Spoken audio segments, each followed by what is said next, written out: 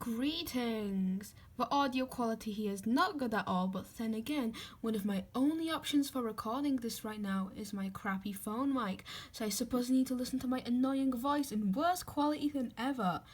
Anyways, it has been a while since I've talked this long for a video because of my whole moving thing. I've been stressed, yeah, but today I'm redesigning 4 of the Celestials from My Singing Monsters. Also, as a little disclaimer, I'm not trying to do better than Big Blue Bubble. I'm just saying, I'm not saying that I'm fixing them. It's mainly for fun. It's mainly because I like to to get really creative with the designs of the monsters, and also because it's really fun to treat canon like a book where I can take out a few pages, I can put in a few of my own. There's no rule that says I can't change a few things because it is fun. The Great Clambadar, the symbol of growth, beginnings, prosperity, it who watches over every plant, seedling, sapling, towering tree, and the monsters that carry its element in their soul. Blum was the first Celestial I decided to draw, not for any other reason, but only because when I was going into these, I already had a really concrete idea of how Blum specifically would look, like more so than any of the others. I don't know why. However, overall, it's one that changed the least compared to all the other Celestials in this video, and you'll see why quite soon. The main thing I wanted from my Blum design is to make it look more bird-like, particularly through the shape of the mouth and the tail. The main inspiration for this is a peacock. If I could have done this again though, I probably would have made that tail even fancier than it already is. I like imagining it moving really gracefully and twirly-ishly. I don't know what script writing me was thinking. And while it moves, it's making like the plants around it, they're growing and everything with magic, and the god powers, the celestial, the god powers. To be honest, other than all that, it is literally just Blum in my usual art style, where I just like give the monsters slightly more realistic proportions, all that. Not really sure. That's all. That's all I've got to say. I don't have much to say for any of these, honestly.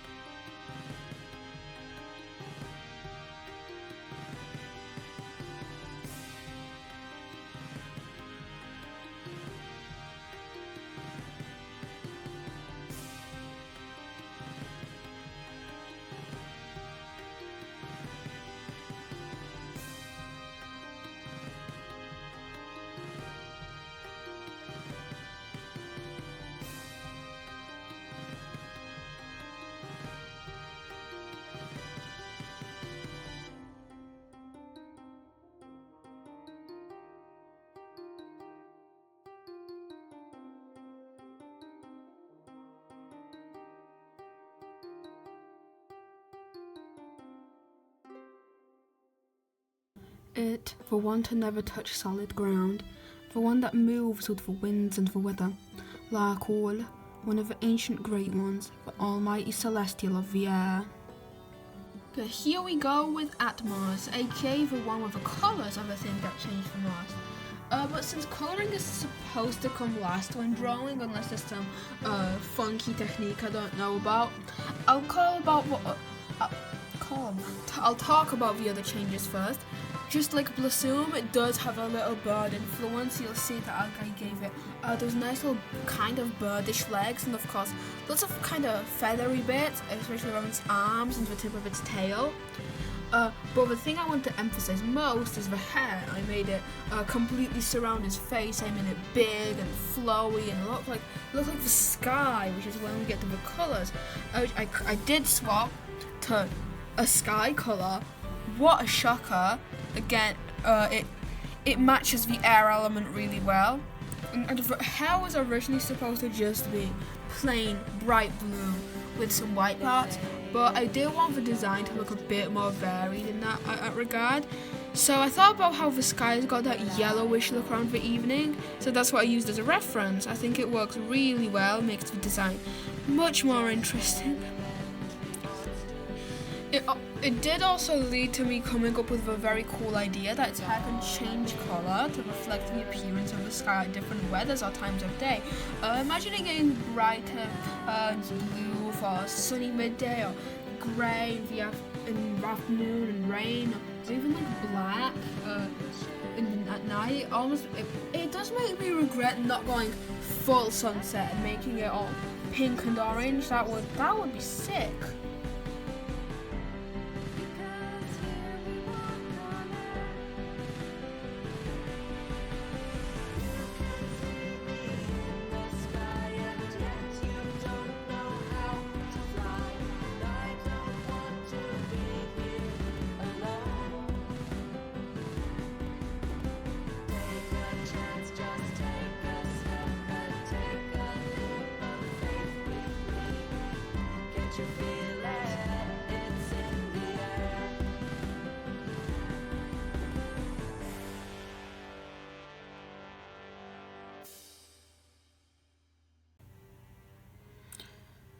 From the deepest valleys and the highest mountains hails Clacnatur, the almighty celestial who we can thank for the ground beneath our feet, everlasting and stable, yesterday, today, tomorrow. On to another celestial with a major colour palette change. So I might end up cutting out the sketches on all of them because they're really becoming too long when I don't make them really fast, like eye-bleedingly fast. I forgot to do the sketch completely, which is funny because I suffered with the sketch here because it was so hard making the pose look right, because I wanted it to not look too crazy, because like it won't be that flexible because it's tortoise, but also like cool enough so it's not just kind of standing there tortoisely. One thing you'll notice is that I did get rid of the drums that it usually holds, but fear not, I would never take the singing out of the monster. It still does all its percussion through the shell.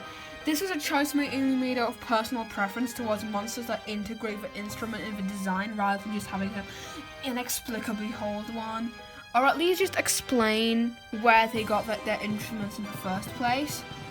I do like the idea of a tortoise representing Earth. It's a very earthy animal. But my design also has some mole influence, which you can see in the claws and the whisker things, which gave me the idea that Tot was blind. Because who needs to see when you control Earth?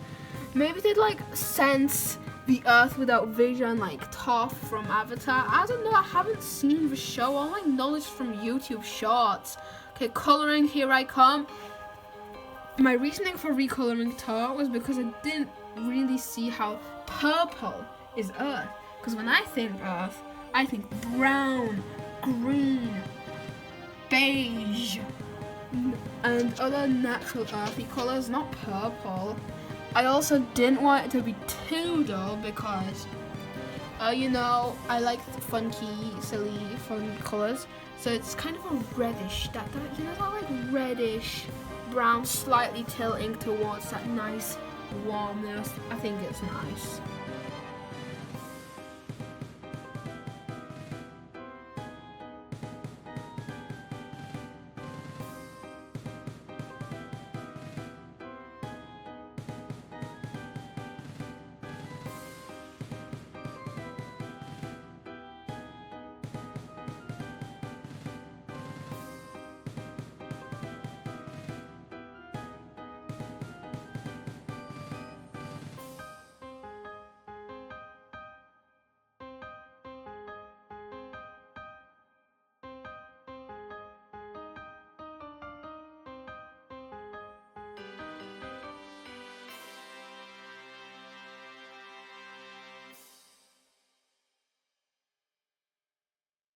Believed to be the most ancient of the dozen, Blum is the caretaker of all things fire, therefore heavily associated with times gone by.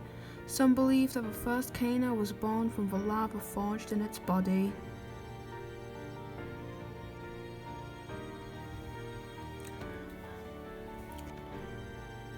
Last but not least, we got Furos. Before I get to anything with the design notes, I've just got to say, why out of all months did he pick February to be fire? It's not a month where you think of fire because of the February weather. I'm probably going to end up moving the celestial months for my law. And if so, then Furos is going straight to July or August. It was a really fun one to draw, probably my favorite that I've done so far. I wanted to push the idea of fire. That whole thing, its description was apparently born from a volcanic eruption. I've been making a lot of these float because God. So I had the idea that Furos is lava pouring out of the bottom as it like flies around. The lava like goes down. Yeah, makes fire. Yeah, I don't know. And its arms also have the same texture, apart from the ones on its face, which would function somewhat like a pedipalps. Atmar's having the elemental hair was cool, so Furos gets to have it too. You don't really see it until the end, so especially since I lost footage again, like the idiot I am. This time, the other end of the art process, I lost the rendering of the one celestial where I did something different. Yeah.